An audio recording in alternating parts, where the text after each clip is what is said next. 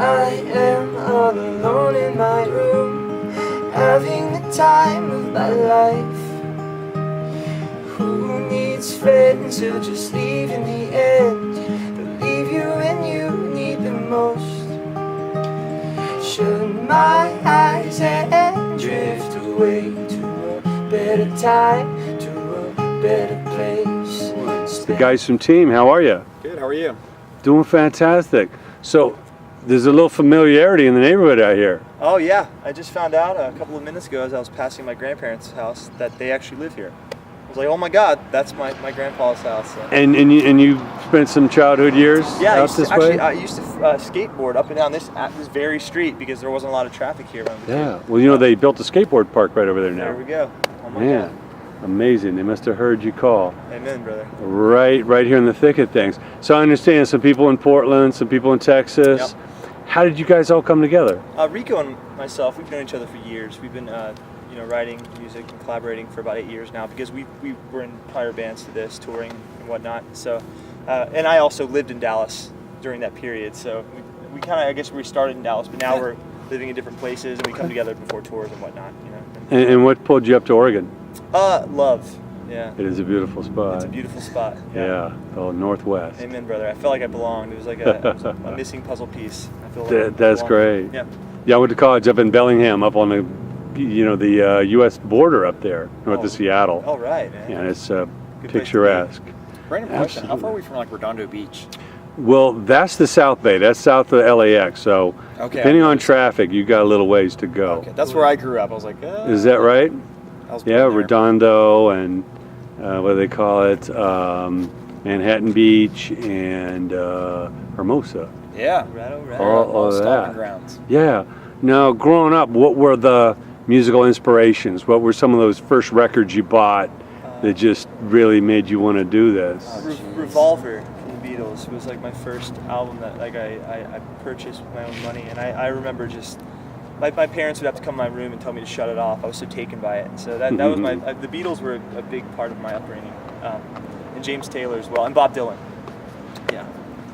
That's way cooler than mine. Oh. I mean, I grew up in a Beatles household. My dad, his favorite Beatles, Paul, so it's just like non-stop Beatles. Statues of Paul McCartney in his house. As far as the first record I bought, Nirvana.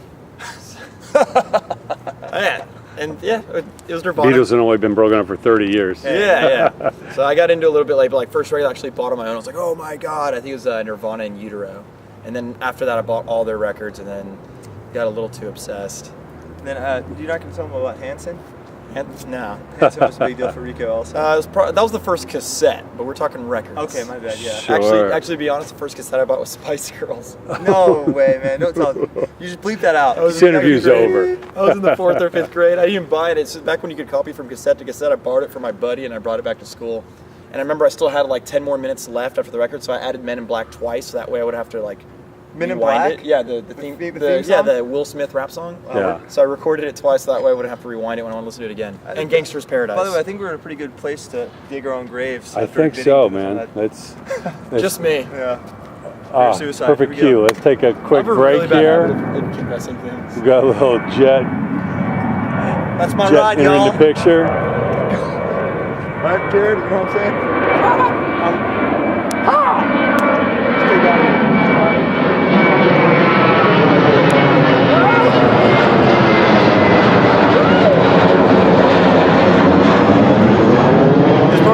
Direct flights they're doing. Huh? It's part of their campaign, the new direct flights they're doing. Yeah. Well, you're right. It's nice to be close to the airport, unless you're in the middle of an interview. I have a really bad habit of confessing just the worst shit.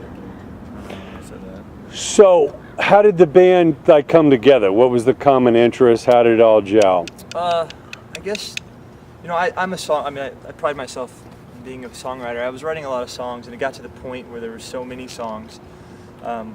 I was doing myself a disservice by not trying to record it and getting it out there because maybe like a couple people could maybe potentially relate to some of the songs. So we started from there. We had a lot of music, and then we were like, hey, let's start jamming them out and see if we could do this live. And we started that way.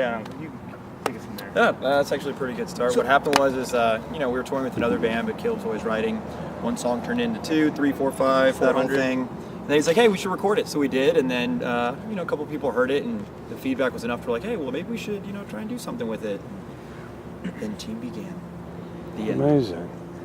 So, and to find the other band members, how'd everybody link up? It's actually kind of a weird story. Jared, which is not... Here, walk by real fast, Jared. That's Jared. He actually was a dear friend of my girlfriend before I even knew her and whatnot. And from dating her, I met him, and we just started writing together. And he's now playing guitar and singing with us. And James, walk through, James. He's a... We actually met this teddy bear on the internet. I don't even know this guy. No, he's in a band back in Dallas, and you know, we kind of had a lot of mutual friends, and he came about, and turned out he's a great bass player, so we took him out. Amazing. Yeah. Well, that's great stuff. I know you're out here playing the Mint, and you're in Arizona tomorrow, and then back to Texas, and Oh yeah. all of that.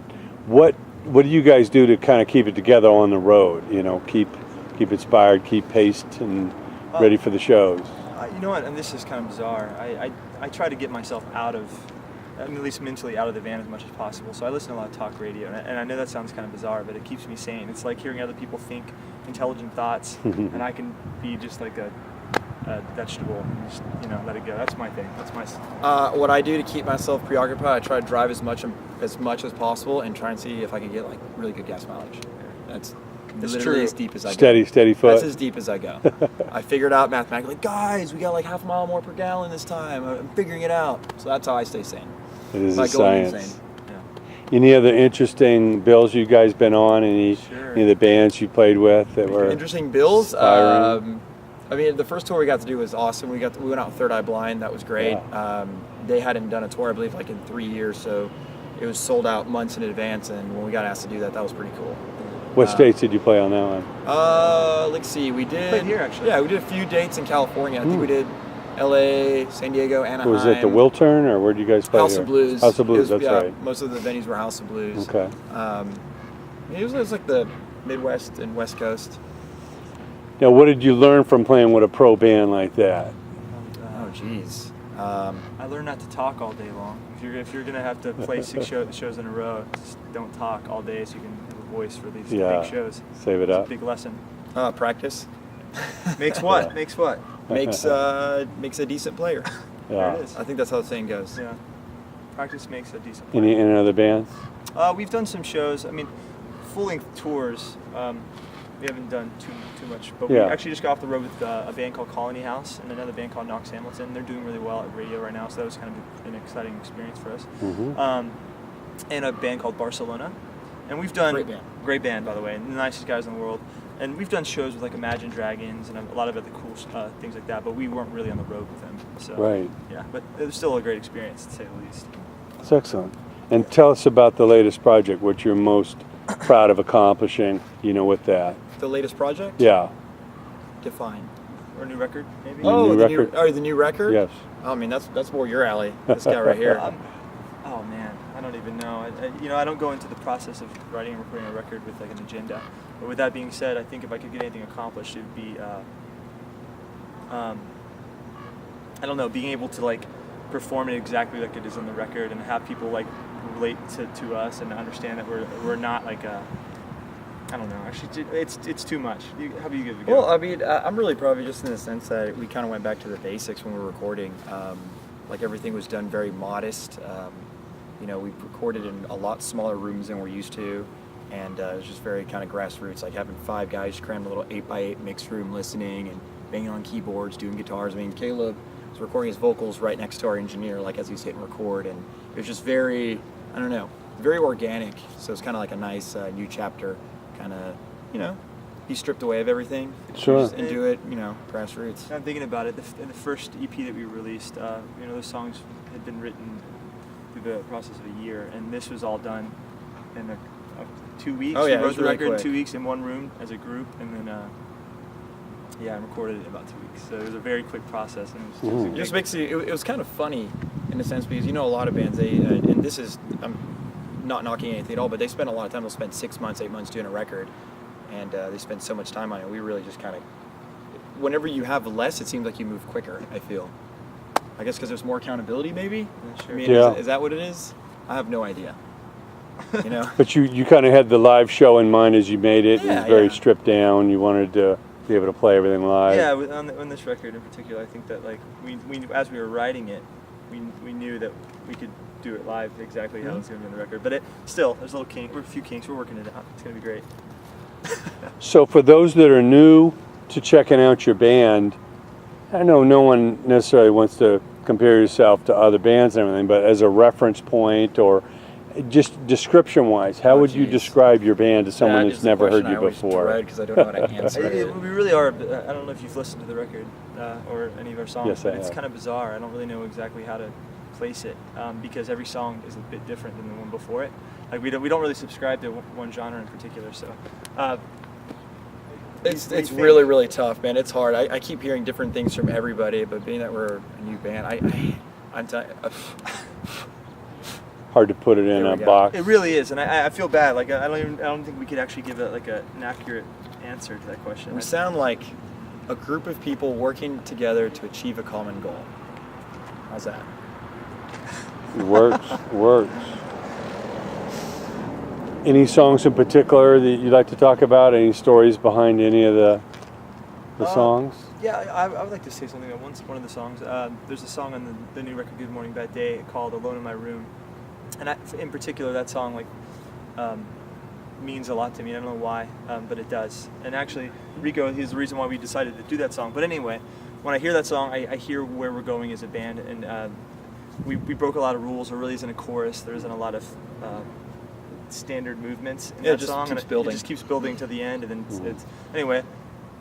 That song in particular is something that I'm really proud of, and if you listen to it, you'll know what I'm talking about. And I'm excited. We almost have the next record written, because we're always writing, and I think the next thing that we're going to do is going to have a lot of that in mind. So. Sure. Yeah. Now, does everybody write individually and then bring ideas to the table and I'm put the them writer. around? I write everything Okay. as far as the lyrics. So and it's melodies all and chords. every day you're thinking of ideas, and did you jot down ideas while you're driving, or Yeah, That's not how do safe. you write on the road? voice notes on my iPhone. Okay. I'm always like whispering into that thing. I don't think many good ideas have come from that, but yeah, I'm always at least trying to think of something productive musically. You know. That's great. Yeah.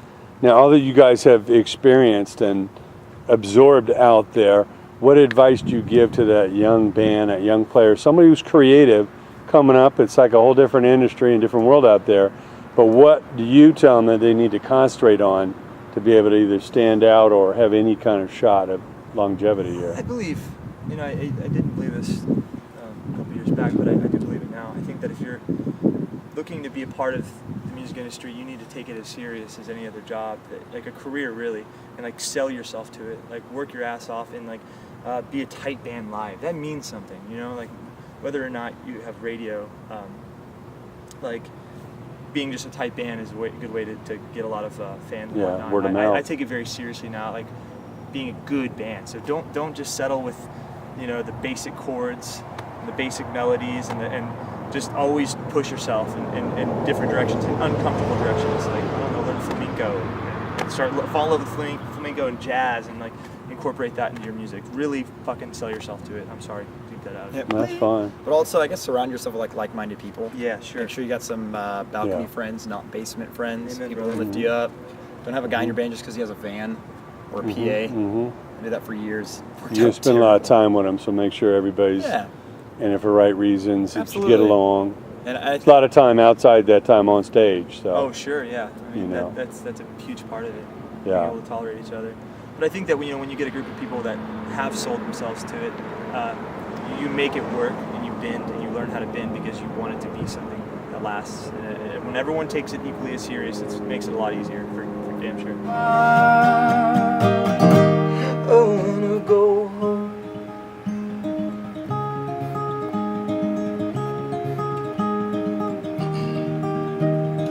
Here I am, all alone in my room, having the time of my life.